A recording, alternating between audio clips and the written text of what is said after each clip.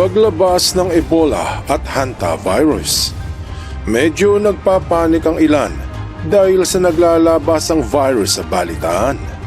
Ang hantavirus ay kamakailan lang kumalat sa isang cruise ship. Tapos sumunod ay ang epidemic na dulot ng Ebola na tinawag na international concern. Nananawagan ang WHO sa mga bansa na gumawa ng aksyon upang pigilan ang pagkalat ng sakit. Siguradong magugulat ka sa malalaman mo na nag-aalala ang mga eksperto dahil sa walang bakuna o gamot laban sa dalawang virus upang pagalingin ang mga nahawahan. Mayroong mga naniniwala at marami din namang naghihinala. Alamin natin kung totoo ba.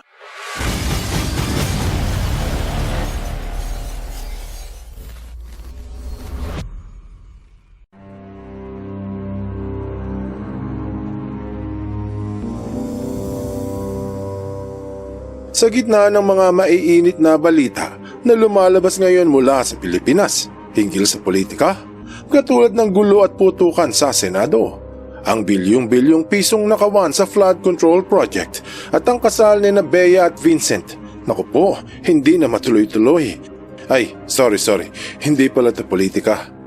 Balik tayo sa tunay na balita na may kinalaman sa buhay ng bawat Pilipino na siguradong sinusubaybayan ng taong bayan. Pagpasok ng buwan ng Mayo taong 2026, marami ang nag-usisa hinggil sa nakakatakot na sakit mula sa isang cruise ship.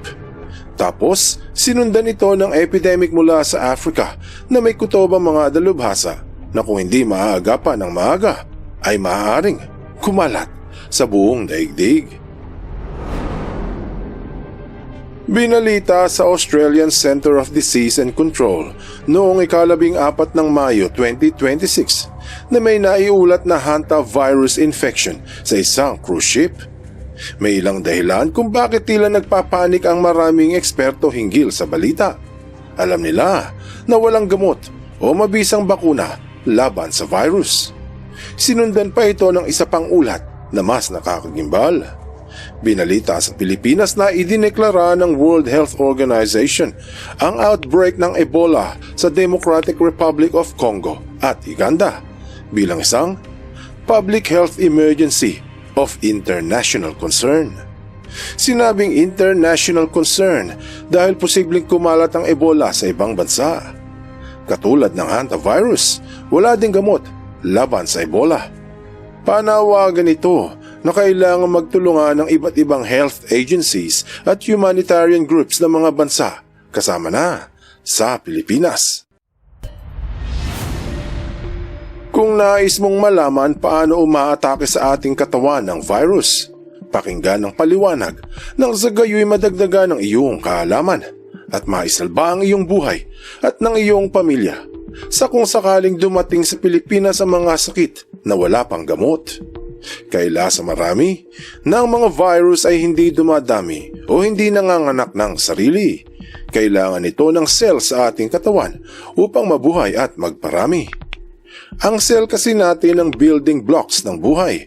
Ibig sabihin, lahat ng organs ng tao, lahat ng parte, daliri, mata, puso, baga, kidneys at kung ano-ano pa ay gawa sa iba't ibang cells.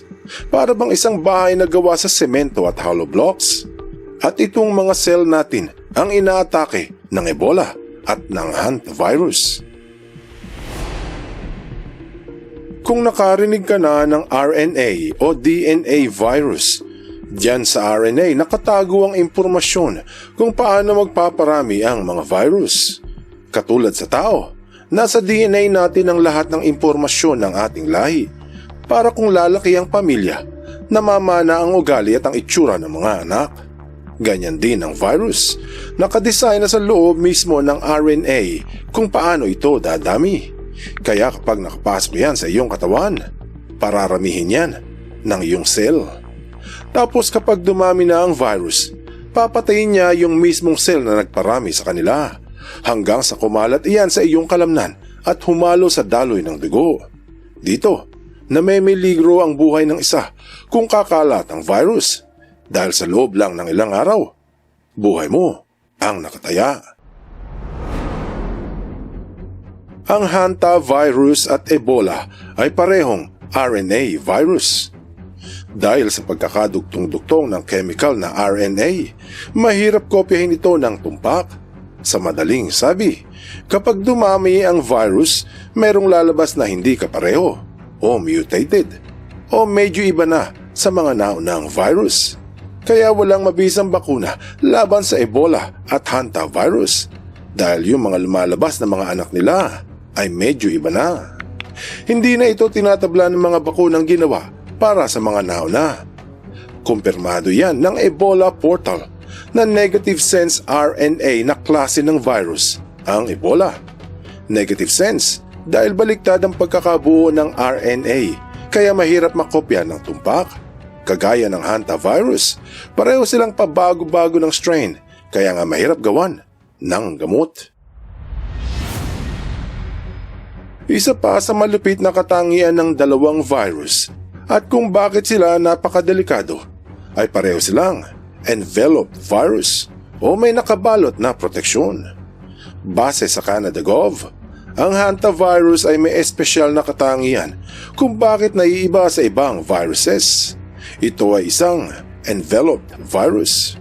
Para bang protective covering na bukod sa napoprotektahan nito ang buhay ng virus, tumutulong din ito para makadikit at makapasok sa human cells. Dahil taba at laman ang nakabalot, hindi namamalaya ng cells natin na ito ay isang virus. Parang yung kwento ng Trojan horse, hindi alam ng mga kalaban na peligro ang nasa loob ng higanteng kabayo.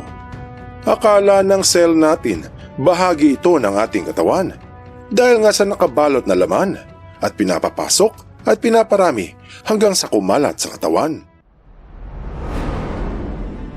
Makikita sa hugis ng hantavirus na ito ay pabilog at maraming bako-bako sa labas. Nagkataon na madaling kumapit yan sa maliliit na ugat ng ating katawan at dumidikit sa loob ng lining na tinatawag na endothelial cells. Ito ang patunay mula mismo sa National Library of Medicine. Nakakaunti lamang ang mga virus na tumatarget sa endothelial cells at isa nga dito ay ang hantavirus. Meron tayong dalawang organs na puno ng maliliit na ugat, ang ating lungs at ang ating kidneys. Kapag napunta ang hantavirus sa maliliit na ugat, nasisira nito yung lining sa loob, nagagaskas hanggang sa mabutas ang ugat at tumagas ang dugo.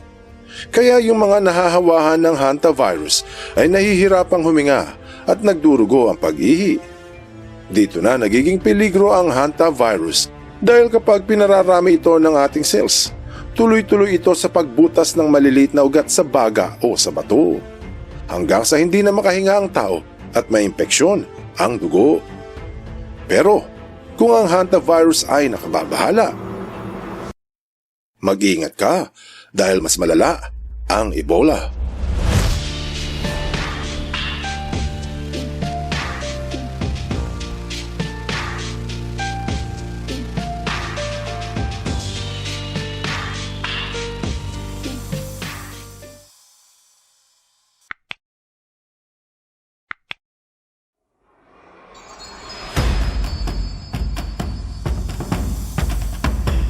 Kinumpirma ng US Center for Disease and Control na may dalawang klase ng hantavirus.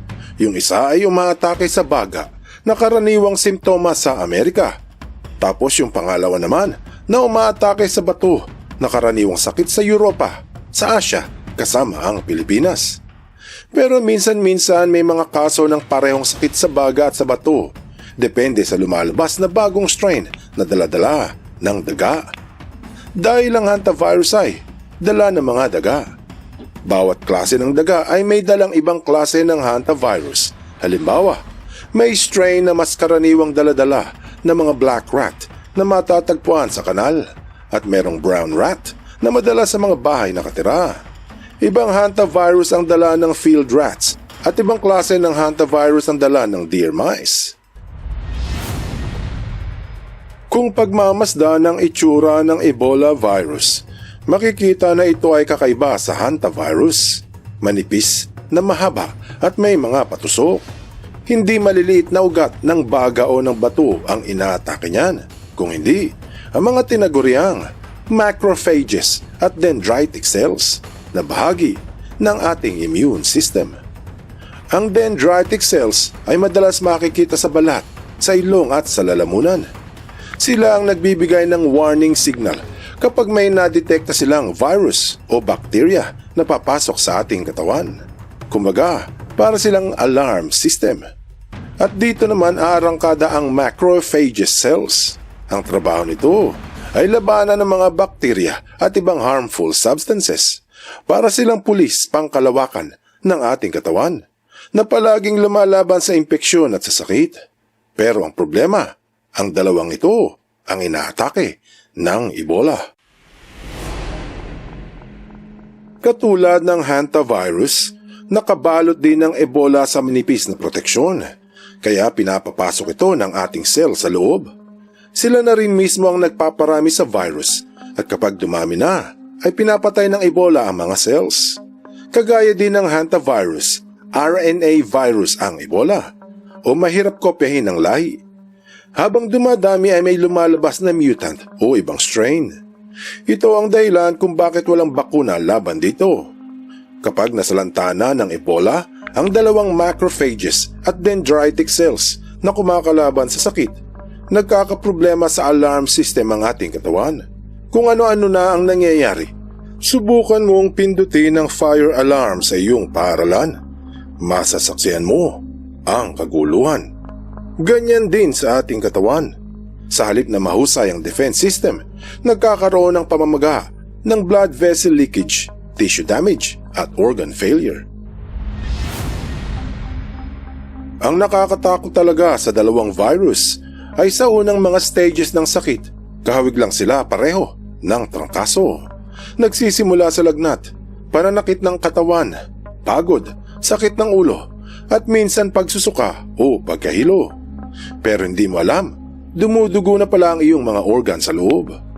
Ang hantavirus ay kumakapit sa maliliit na ugat ng baga at bato, at ang Ebola naman ay sumasalanta sa immune system ng ating katawan.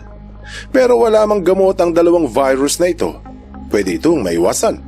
Ang kanilang kakaibang katangian ay siya ring ikinamamatay nila. Para bagang ang lakas ng virus ay siya ring kahinaan nito. Base sa World Health Organization, hindi humahawa ang hantavirus mula sa tao papunta ng ibang tao. Ito ay karaniwang nahahawa direkta mula sa daga.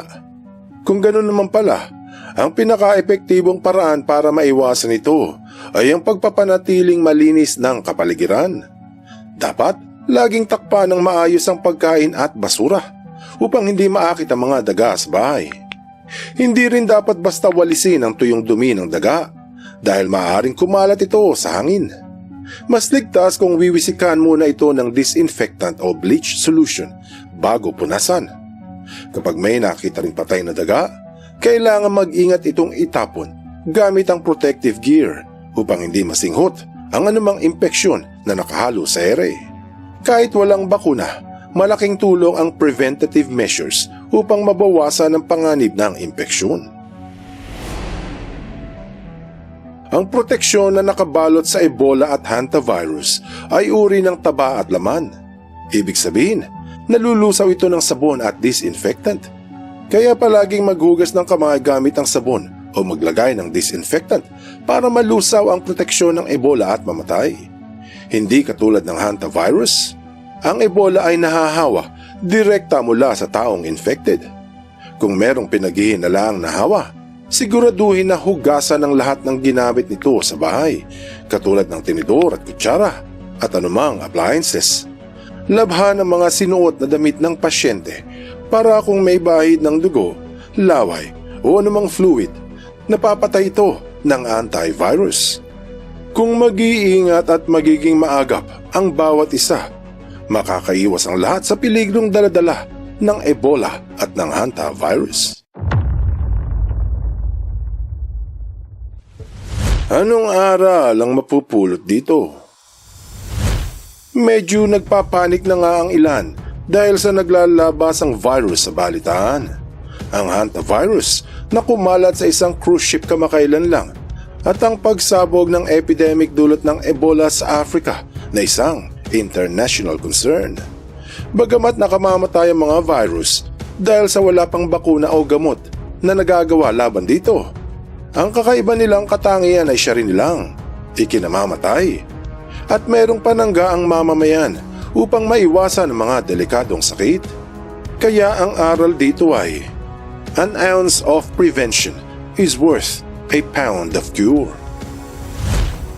Buksan mo ang iyong isip at hayaang lumalim pa ng lubusan ng iyong pangunawa sa mga kasaysayang kapupulutan ng maraming aral. Tandaan, katotohanan ng susi